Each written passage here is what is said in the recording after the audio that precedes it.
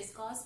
Today we will discuss about another new topic of the chapter alternating current, that is about AC circuit containing only an inductor. In the last video we have already discussed about AC circuit containing only an resistor.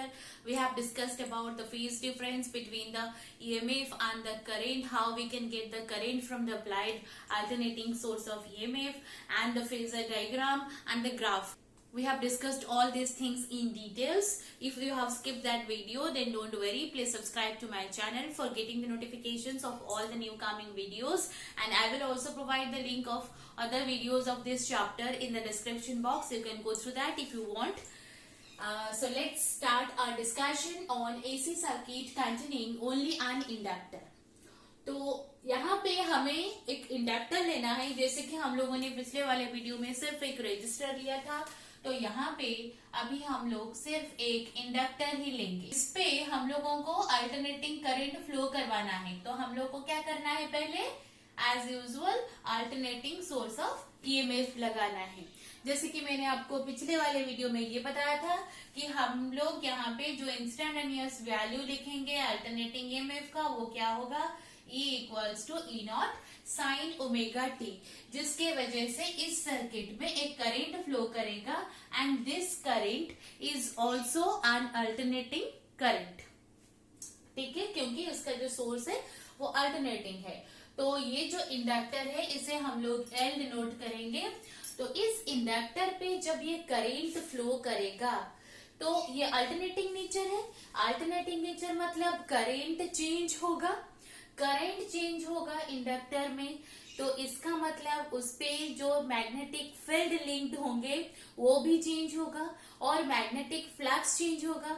अगर magnetic flux change हो रहा है through a coil, तो वहां पे induced EMF आएगा, जिसे हम लोग बताते हैं बैक ईएमएफ. यहाँ पे हम लोगों ने सिर्फ एक आइसोलेटेड कॉइल ही लिया हुआ है जो अकेला है, सिंगल है, तो यहाँ पे इसको हम लोग बताएंगे सेल्फ इंड्यूस्ड ईएमएफ और उसे हम लोग बताएंगे बैक ईएमएफ. सपोज मैं लिख रही हूं the induced EMF in the coil is equals to EL, which is equals to minus L di open dt. Because of the changing current in the inductor, this EMF is getting induced in that. यहाँ पे मैं पहले लिखूंगी कि let us consider a circuit which is having an inductor only an inductor having some self inductance L. ठीक है, तो यहाँ पे जो अल्टरनेटिंग सोर्स हमने दिया है EMF का, तो मैं लिख सकती हूँ instantaneous value of applied EMF कितना आएगा, E इक्वल्स टू, हमें पता है ये है E not sine omega T. जैसे कि हम लोगों ने पिछले वीडियो में डिस्कस किया था, हमारा एम है कि हम लोग यहाँ पे करंट का एक एक्सप्रेशन निकालेंगे और उस करंट को इस ईएमएफ के साथ कंपेयर करेंगे. उस कंपैरिजन को रिप्रेजेंट करने के लिए हम लोग ग्राफ बनाएंगे, टेबल बनाएंगे, टेबल को लेके ग्राफ बनाएंगे और उसके साथ फेजर डायग्राम भी बनाएंगे. वो हम लोगों ने सीख लिया था लास्ट वीडियो में. तो E equals to E naught sine omega T is applied EMF in the circuit. But इस सर्किट में एक दूसरा वाला भी EMF आ रहा है, that is EL, which is the back EMF और द सेल्फ इंड्यूस्ड EMF. तो using Kirchhoff's law in this circuit, using Kirchhoff's law, sum of E total EMF in the circuit must be equals to I multiplied with R. ये होता है.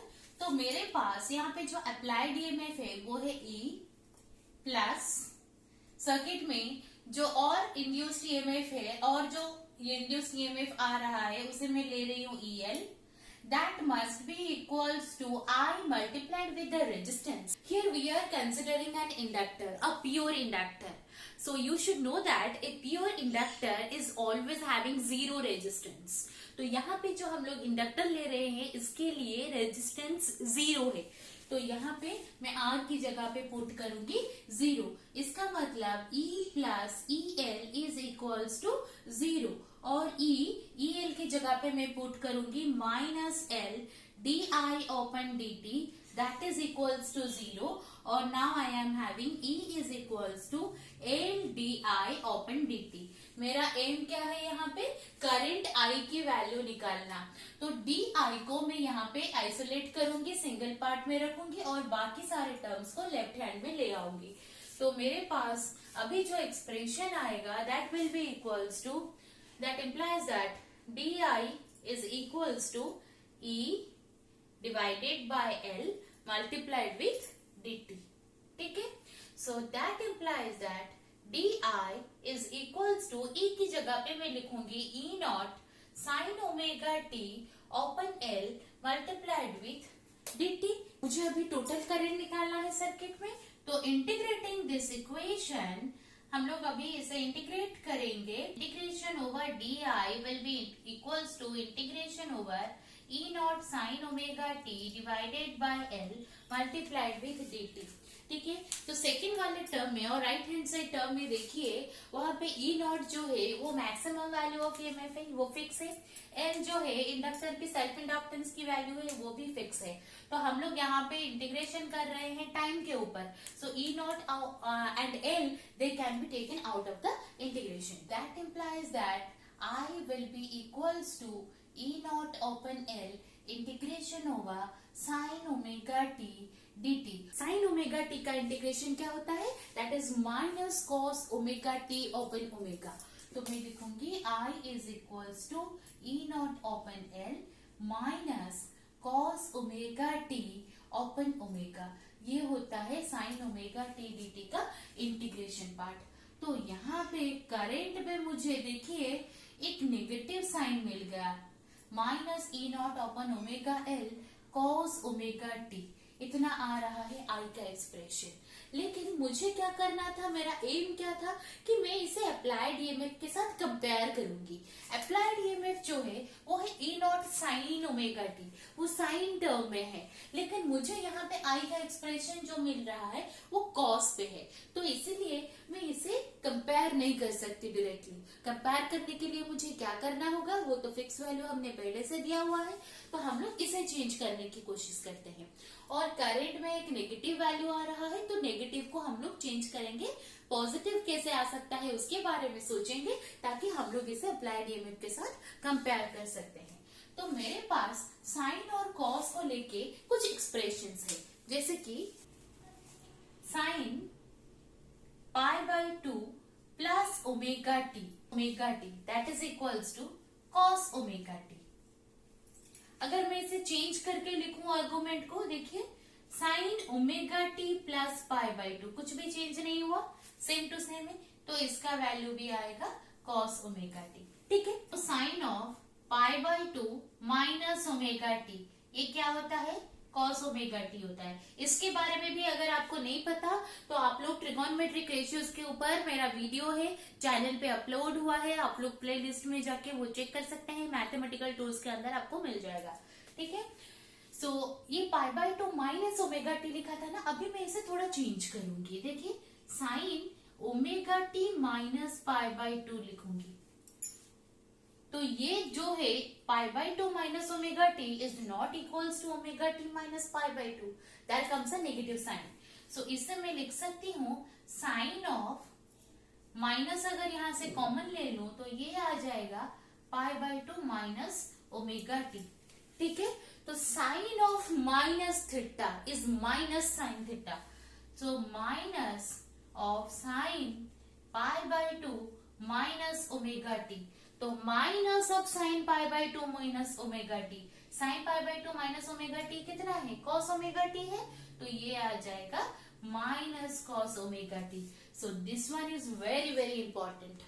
काफी बच्चे ये question करते हैं कि यहाँ पे कॉस ओमेगा टी की जगह पे हम लोग sign pi by 2 minus omega T क्यों यूज करेंगे, क्यों हम लोग यहाँ पे पाई by 2 plus omega T use नहीं करते, क्योंकि यहाँ पे दोनों के दोनों एक्सप्रेशन में हम लोग positive of cosine omega T मिल रहा है, लेकिन हमको यहाँ पे माइनस को ओमिट करना है, तो इस माइनस कॉस ओमेगा टी की जगह पे हमें कुछ सब्सटीट्यूट करना होता है। तो माइनस कॉस ओमेगा टी की जगह पे हम लोग अभी ये पुट करेंगे, sine omega T minus pi by 2। I is equals to E naught upon omega L multiplied with sin omega t minus pi by 2। ठीक है, तो ये देखिए अभी साइन के फॉर्म में आ गया, ये भी साइन के फॉर्मेट में ही है ई, तो आई भी अभी साइन के फॉर्मेट में मिल गया। लेकिन ये वाला जो टर्म है यहाँ पे E naught upon omega L, इसे मैं लिखूंगी I naught, I equals to I naught sine omega T minus pi by 2 ऐसे लिखूंगी। ठीक है, अगर आपको ये अच्छे से समझ में आ गया हो या फिर भी कुछ डाउट हो, फिर भी आप लोग इसका स्क्रीनशॉट लेके रख लीजिए, एक बार खुद से देखिएगा। अगर डाउट होगा तो आप मुझे कमेंट सेक्शन में भी पूछ सकते हैं। ठीक है, तो मैंने यहाँ पे E not upon omega L की जगह पे आई नॉट पुट किया है। ये जो आई नॉट है where I naught is equals to E naught upon omega L, इसे मैं लिखूंगी E naught upon X L. ठीक है, जैसे कि हम लोग रेजिस्टर यूज करेंगे तो वहां पे जो अपोजिशन आता है उसे हम लोग रेजिस्टेंस बोलते हैं। The opposition by the resistor to the current is known as resistance. Here we are passing alternating current through the inductor. So here the opposition offered by the inductor to the flow of alternating current is known as inductive reactance. उसे हम लोग inductive reactance बोलेंगे। XL का नाम है inductive reactance। ठीक है, ये बहुत ज्यादा इंपॉर्टेंट है। I naught equals to E naught upon omega L that is equals to E naught upon XL, where XL is the inductive reactance. तो एक्सएल का वैल्यू क्या हो गया ओमेगा एल, और ओमेगा की जगह पे हम लोग लिख सकते हैं 2 पाई एफ एल। ठीक है, हम लोग अगर यहाँ पे अल्टरनेटिंग करंट ना देके अगर डायरेक्ट करंट लेंगे, इंडक्टर है और अल्टरनेटिंग करंट के जगह पे हम लोग डायरेक्ट करंट ले रहे हैं, तो वहां पे क्या होगा, for direct current for DC, DC में तो करंट कांस्टेंट है तो फ्रीक्वेंसी तो वहां पे 0 है। अगर कोई क्वांटिटी चेंज होगा तो फ्रीक्वेंसी आएगा ना, लेकिन करंट तो कांस्टेंट है तो वहां पे फ्रीक्वेंसी क्या है, F is equals to 0. So for DC, XL will be equals to 0. XL 0 मतलब it is the opposition offered by the inductor to the alternating current. तो XL 0 होने का मतलब है कि opposition to the direct current is 0. XL 0 होने का मतलब opposition to direct current is 0. तो डायरेक्ट करंट को इंडक्टर अपोज नहीं करता, इसका मतलब एक इंडक्टर के थ्रू डायरेक्ट करंट आराम से पास कर सकता है। तो हम लोग ये बता सकते हैं कि for DC an inductor behaves as a closed key. Closed key मतलब करंट आराम से वहां पे पास कर सकता है, और हम लोग ये बता सकते हैं कि an inductor allows DC to flow through it. ठीक है, तो यहाँ पे एक छोटा सा कॉन्सेप्ट मैंने आपको बता दिया, तो आप लोग इसे याद कर सकते हैं। ये कॉन्सेप्चुअल क्वेश्चन में आपको पूछा जा सकता है। ठीक है, तो let's come to our next point. तो हमें यहाँ पे I0 की वैल्यू मिल रही है E0 ओपन एक्सएल। अभी हम लोग क्या करेंगे, जब कंपैरिजन करेंगे। कंपैरिजन किसके साथ किसको करना है, अल्टरनेटिंग ईएमएफ के साथ अल्टरनेटिंग करंट को हम लोग को अभी कंपेयर करना है। हमारे पास अल्टरनेटिंग ईएमएफ है E equals to E naught sine omega T, और हमें यहाँ पे करंट मिल रहा है I equals to I naught sine omega T minus pi by 2। देखिए यहाँ पे जो फेज है वो है ओमेगा टी, यहाँ पे जो फेज है वो है omega T minus pi by 2। इसका मतलब E and I are not in phase। अभी ये लोग फेज पे नहीं है, क्योंकि ये दो एंगल जो है ये तो अलग अलग हो गए। ये ओमेगा टी है और ये omega T minus pi by 2 है। तो इसका मतलब करंट जो है वो ईएमएफ से पाई बाई 2 एंगल पीछे है। तो मैं यहाँ पे ये बता सकती हूँ कि I lags behind EMF by phase angle pi by 2। ठीक है, आई ई से पीछे चल रहा है, कितना amount, by phase angle pi by 2। और मैं बता सकती हूँ E leads I by phase angle pi by 2। तो यहाँ पे ई और आई ये दोनों अभी फेज पे नहीं है। तो अभी हम लोग यहाँ पे एक टेबल करके देखते हैं कैसे वैल्यू चेंज होते हैं, जैसे कि हमने रजिस्टर में भी किया था। तो हम लोग वेरिएशन देखेंगे, आपको अच्छे से समझ में आ जाए, इसलिए मैं थीटा टी दोनों लेती हूँ यहाँ पे। सो ई है और आई है। अभी इसकी वैल्यूज हम लोग लिखेंगे। थीटा पहले 0 आएगा, फिर आएगा पाई बाई 2, फिर आएगा पाई। इसके बारे में भी मैंने इसी के फर्स्ट वाले वीडियो में आपको बताया था, आप लोग देख लीजिएगा। 3 पाई बाई 2 एंड नेक्स्ट आएगा 2 पाई। ठीक है, और जो टाइम का वेरिएशन है वो पहले है 0, देन फर्स्ट क्वार्टर के लिए t by 4, then 2t by 4 और t by 2, then 3t by 4 and then 2t। ठीक है, e का इक्वेशन जो है वो E0 sine omega t fix है। तो जैसे कि इसका जो ग्राफ आता है वो पहले 0 आता है, फिर मैक्सिमम होता है E0, फिर होता है 0, फिर माइनस E0, फिर 0। ये तो हमें पता है। और ये कैसे होता है हम लोगों ने ये भी देख लिया था, हम लोग बार बार ही इसे यूज कर रहे हैं, इसलिए मैं डायरेक्टली यहाँ पे वैल्यू लिख रही हूँ। अभी आई की वैल्यू के बारे में हमें सोचना होगा, क्योंकि यहाँ पे जो फेज एंगल है वो पाई बाई 2 पीछे चल रहा है। ठीक है, तो हम लोग ये जानते हैं कि omega is equals to theta upon T, so theta is equals to omega T. तो थीटा की जगह पे जो वैल्यू है यहाँ पे हम लोग ओमेगा टी पे पुट करेंगे। ठीक है, तो थीटा 0 है तो ओमेगा टी पे 0 पुट हुआ। Sine of minus pi by 2, so minus sine pi by 2, minus sine pi by 2 means -1। तो I is equals to I0 with -1। तो ये हो गया -I0। देखिए यहां से ही ये पीछे आ रहा है, ये पता चल रहा है, ये 0 से शुरू हो रहा है, लेकिन आई का ग्राफ शुरू होगा -I0 से। फिर उसके बाद पाई बाई 2 पुट करेंगे, pi by 2 minus pi by 2 0, sine 0 is 0, so ये वाला करंट आ गया यहाँ पे 0। फिर हम लोग पुट करेंगे पाई, तो पाई माइनस पाई बाई 2 ये हो गया पाई बाई 2, साइन पाई बाई 2 है 1, तो आई की वैल्यू आएगी I0। ठीक है, then 3 pi by 2, 3 pi by 2 minus pi by 2 means 2 pi by 2, और पाई साइन पाई है 0, तो आई की वैल्यू आ गई 0। ठीक है, अभी 2 पाई, यहाँ पे 2 पाई पुट करूंगी तो 2 पाई माइनस पाई बाई 2 मतलब 3 पाई बाई 2, और 3 पाई बाई 2 की वैल्यू होती है -1, I0 multiplied with -1, so -I0। अभी ये आ जाएगा -I0। तो ग्राफ करके देखते हैं कैसे आएगा ग्राफ। हमें पता है जो ई का ग्राफ है वो तो फिक्स है, हम लोग इस साइड पे ई और आई दिखाएंगे, और ई का ग्राफ तो ऐसा ही आता है, हमें ये पता है, ये तो फिक्स है, ये तो हमने चेंज भी नहीं किया। तो यहाँ पे है 0, और यहाँ पे जो टाइम है ये है t बाई 4, यहाँ पे है t बाई 2, यहाँ पे है 3t बाई 4, और यहाँ पे है 2t, सॉरी यहाँ पे है t।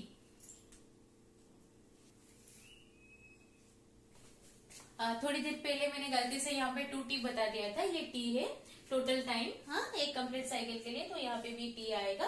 तो हमारा जो e का ग्राफ है वो ऐसा ही कुछ आएगा। ठीक है, तो अभी हम लोग क्या करेंगे, अभी i को प्लॉट करके देखेंगे कि i कैसे आता है। अगर e का मैक्सिमम वैल्यू पॉजिटिव डायरेक्शन में यहाँ पे E0 है, तो नेगेटिव में भी मैं दिखा सकती हूँ, यहाँ पे आएगा -E0। जैसे कि हमें पता है ए की मैग्नीट्यूड हमेशा करंट से ज्यादा होती है, तो हम लोग अभी जो करंट को दिखाएंगे उसमें उसका मैग्नीट्यूड कम करके दिखाएंगे। सपोज यहाँ पे कहीं पे आता है -I0, E0 से कम आएगा ना, उसी तरह यहाँ पे आएगा I0। अभी हम लोग क्या करेंगे, प्लॉट करेंगे ग्राफ। पहले 0 पे t0 पे जो ग्राफ है ये है -I0 पे, तो यहाँ पे आएगा फर्स्ट वाला पॉइंट। फिर इसकी वैल्यू जो है यहाँ पे 0 हो रही है, t बाई 4 पे 0 हो रही है। फिर t बाई 2 पे इसकी वैल्यू जो है मैक्सिमम आ रही है I0, तो यहाँ पे आएगी पॉइंट। ठीक है, और फिर उसके बाद t3 बाई 4 पे इसकी वैल्यू हो रही है 0, तो यहाँ पे फिर से हो जाएगा 0, और उसके बाद टी पे इसकी वैल्यू आ रही है -I0, तो -I0 मतलब यहीं पे कहीं पे इसकी वैल्यू आएगी। तो इसका जो ग्राफ होगा वो कैसे दिखेगा, देखिए ऐसा कुछ दिखेगा, ठीक है। तो करंट का ग्राफ ऐसे दिखेगा, ये होगा उसका maximum value in the positive direction and ये होगा उसका maximum value in the negative direction. देखिए 0 पे ईएमएफ यहां से शुरू हो रहा है, लेकिन करंट इससे पीछे शुरू हो रहा है -I0 से। तो इसी में से ही पता चलता है कि current lags behind EMF in case of AC circuit containing pure inductor. अभी हम लोग इसे अच्छे से समझने के लिए फेजर डायग्राम बनाएंगे। E equals to E0 sin omega T and I equals to I0 sin omega T minus π/2, इतना है। अभी मैं फेजर डायग्राम बनाऊंगी तो आपको अच्छे से समझ में आ जाए, इसीलिए मैं सर्कल करके ही बताऊंगी। ये छोटा वाला सर्कल जिसका रेडियस हम लोग करंट लेंगे, ये बड़ा वाला सर्कल इसका रेडियस हम लोग ईएमएफ लेंगे, ठीक है। और यहाँ से अगर शुरू होगा तो एंगल होगा 0, फिर π/2, फिर π, फिर 3π/2 एंड देन 2π। तो हम लोग पहले E को दिखाते हैं। E जो है वो है E0 sin omega T. Suppose यहाँ पे कहीं पे है E और इसका मैग्नीट्यूड है E0 और इसका जो प्रोजेक्शन है इस एक्सिस पे मुझे देगा E। तो करंट में जो फेज है वो ओमेगा टी से π/2 माइनस करके है। तो माइनस का मतलब ओमेगा टी से पीछे है, तो पीछे का मतलब हम लोग क्लॉकवाइज मूव करेंगे, लेकिन π/2 एंगल किसके साथ π/2 करेगा, वो E के साथ π/2 करेगा, लेकिन पीछे। तो ये ऊपर हो गया है ओमेगा टी, तो ये इतना हो गया ओमेगा टी माइनस π/2। तो नीचे कहीं पे वो ऐसा आएगा और ये वाला जो एंगल होगा ना ये होगा π/2। तो ये टोटल कितना वैल्यू आ जाएगा, ओमेगा टी है यहाँ से यहाँ तक और हम लोग क्लॉकवाइज सेंस को नेगेटिव लेते हैं, तो इस तरफ है -π/2, तो इस तरफ हम लोग π/2 ले रहे हैं। तो इसका जो अभी प्रोजेक्शन आएगा ये मुझे देगा I और यहाँ पे मैग्नीट्यूड है I0। ये हो गया मेरा फेजर डायग्राम। तो इसके साथ हमारा ये जो टॉपिक खत्म होता है, ऐसे circuit containing only an inductor. हम लोगों ने एक टेबल बना लिया, ग्राफ देख लिया और फेजर डायग्राम भी बनाना सीख लिया। और इसमें हम लोगों ने एक नया टर्म हम लोगों को यहाँ से पता चला है जिसको हम लोग बताते हैं इंडक्टिव रिएक्टेंस। उसे हम लोग लिखते हैं XL और XL equals to omega L, ठीक है। और डीसी सर्किट के लिए हमें यहाँ से ये पता चला है कि XL की वैल्यू 0 होती है, मतलब कोई भी अपोजिशन नहीं होता। जैसे रेजिस्टर रेजिस्टेंस प्रोवाइड करता है to the flow of current, वैसे ही इंडक्टर अपोजिशन देता है, जिसे हम लोग बताते हैं inductive reactance to the flow of alternating current through it. और अगर हम लोग डायरेक्ट करंट देखेंगे तो वो डायरेक्ट करंट को कुछ भी अपोजिशन नहीं देता। इसका मतलब एक इंडक्टर के थ्रू डायरेक्ट करंट आसानी से पास हो सकता है। और हम लोग ये बता सकते हैं कि an inductor behaves as a closed key for the flow of DC, ठीक है। तो इसके साथ ये वाला टॉपिक आज खत्म करते हैं, फिर मिलते हैं एक नए वीडियो में जिसको डिस्कस करेंगे AC circuit containing pure capacitor. Thank you.